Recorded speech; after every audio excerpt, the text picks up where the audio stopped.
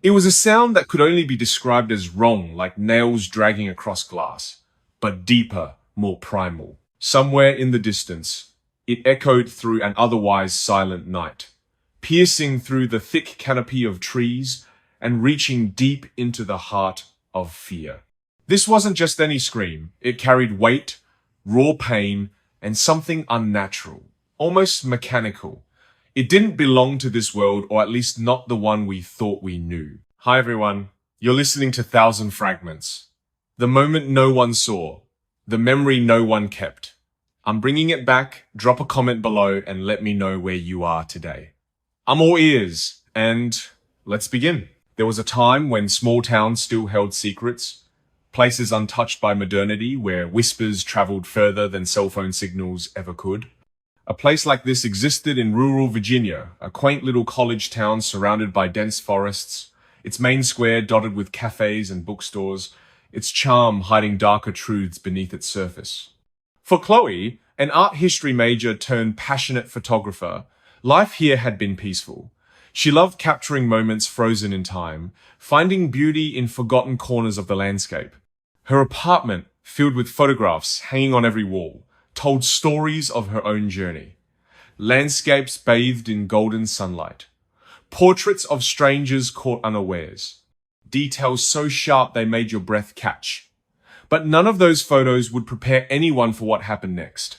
On the evening of June 18th, Chloe planned to meet her best friend Jessica at their favorite local pub to celebrate good news, a new job offer for Jessica. It seemed like just another Friday night. The kind where laughter spilled out onto the streets, and neon signs cast soft glows over cobblestone sidewalks.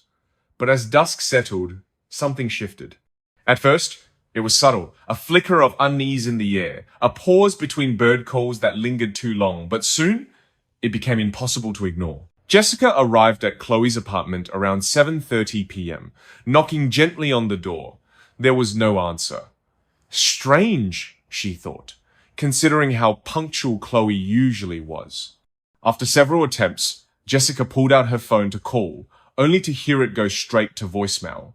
Concern crept in, growing heavier with each unanswered attempt. Finally, driven by instinct, she tried the doorknob and found it unlocked. The apartment inside was eerily quiet, too quiet. The lights were on, casting warm pools of light over furniture arranged neatly, yet there was an oppressive stillness that felt suffocating. On the coffee table sat Chloe's camera bag, untouched, while her phone lay beside it, silent, except for the occasional buzz from notifications. Everything looked normal, except for one thing. The camera itself wasn't inside the bag. Instead, it rested carelessly on the floor nearby, as though dropped in haste. Jessica hesitated before picking it up, her fingers trembling slightly. As she powered it on, the screen lit up with the last image taken. What appeared shocked her to the core, a close-up shot of Chloe herself, her face twisted in terror, mouth wide open as if screaming silently. Behind her, reflected faintly in a mirror propped against the wall, stood a figure unlike anything human. Its features blurred together in ways that defied logic. Too many teeth, eyes set impossibly far apart, hands elongated unnaturally. And then there was the object clutched tightly in its grasp, gleaming under the artificial light. A knife, its blade stained darkly. Frozen in place, Jessica stared at the photo, her mind racing. How could this happen? Where is Chloe now? Panic clawed at her chest, but she forced herself to act. Grabbing her phone, she dialed 911 with shaking hands, explaining everything she saw. Officers promised immediate assistance, but until they arrived, Jessica decided to stay put, hoping against hope that Chloe might return safely. But she never did. By morning, police officers swarmed the apartment, combing through every inch for clues. They questioned neighbors, searched surrounding areas, and eventually uncovered Chloe's body in the bedroom.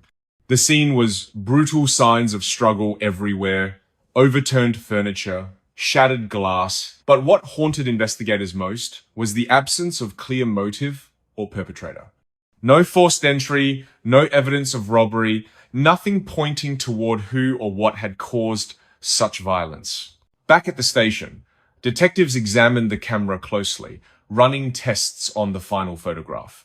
To their astonishment, the reflection in the mirror revealed even more chilling details. Not only did the mysterious figure appear distorted, but faint symbols carved into its skin matched ancient markings found in folklore about entities lurking in shadows, waiting for victims who wandered too close. These weren't random scratches, they formed intricate patterns resembling spirals and fractured angles, language older than recorded history. As days turned into weeks, theories emerged. Some believed Chloe had stumbled upon something forbidden, perhaps during one of her late-night photography sessions exploring abandoned buildings nearby. Others whispered about supernatural forces, claiming the forest beyond the town limits harbored spirits angered by trespassers. Regardless of belief, one fact remained undeniable. Whatever took Chloe had left behind evidence impossible to ignore. Years passed, and the case grew cold. Detectives changed, leads dried up, and eventually only fragments of memory lingered among residents. That is, until a breakthrough came unexpectedly. During routine inventory checks at a correctional facility hundreds of miles away, authorities discovered a box containing personal effects belonging to inmates executed decades prior. Among them was a single photograph identical to the one taken in Chloe's apartment, a snapshot of her terrified expression alongside the monstrous reflection. Further investigation revealed connections previously overlooked. Marcus Thorne, convicted serial killer responsible for multiple disappearances throughout the region, once worked as a delivery driver in the very same town during the summer of 2004. His pattern suggested he targeted young women living alone, using familiarity to lower defenses before striking. When confronted with the photograph during questioning, Thorne smirked cryptically, refusing direct answers but hinting at experiments involving mirrors and altered states of perception. Yet, questions persisted. Why take the photo? What purpose did it serve beyond mere documentation? More disturbingly, why did the reflection seem alive, capable of movement and interaction outside traditional boundaries? Detective Simmons delved deeper, uncovering classified files detailing similar incidents nationwide. Each victim shared common traits: young, observant individuals prone to curiosity, and each case involved inexplicable phenomena captured inadvertently via cameras. One file mentioned sightings near Copperfield, Michigan, linked to underground dwellings inhabited by beings described eerily close to Thorne's alleged creations. Another referenced legends from Native American tribes warning against disturbing sacred grounds marked by spiraling carvings. Simmons reached out to Evelyn Vance, former waitress at the infamous Stanley Hotel, whose disappearance baffled authorities for years. Reports claimed Evelyn vanished without a trace, leaving behind a red uniform jacket and strange reflections seen in windows by guests afterward. Could these two cases be connected? Simmons theorized both women encountered something otherworldly, drawn to their sharp observations and ability to notice things others missed. Meanwhile, Chloe's story resurfaced online, sparking renewed interest among true crime enthusiasts and paranormal investigators alike. Videos popped up speculating about dimensional portals opened accidentally, allowing creatures from alternate realities to cross over. Comment sections overflowed with theories ranging from plausible to absurd, all centered around one haunting question. What really happened to Chloe? Then came the twist. Months later, a maintenance worker assigned to clean out storage units, rented under aliases connected to Marcus Thorne, uncovered something extraordinary, a series of journals written meticulously in his handwriting. Within these pages, Thorne documented rituals performed secretly within isolated locations, describing encounters with entities beyond comprehension. He spoke of mirrors acting as gateways, tools used to summon beings willing to bargain for power in exchange for sacrifices. Most alarming were sketches accompanying the text, bearing uncanny resemblance to the figure reflected in Chloe's final photograph. Authorities debated whether to believe him.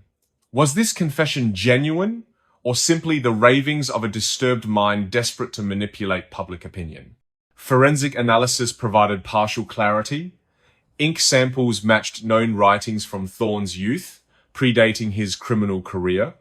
Combined with witness testimonies recalling odd behaviors exhibited by Chloe shortly before her death, frequent visits to antique shops specializing in ornate mirrors, late-night research sessions focused on occult practices, it painted a picture both terrifying and compelling.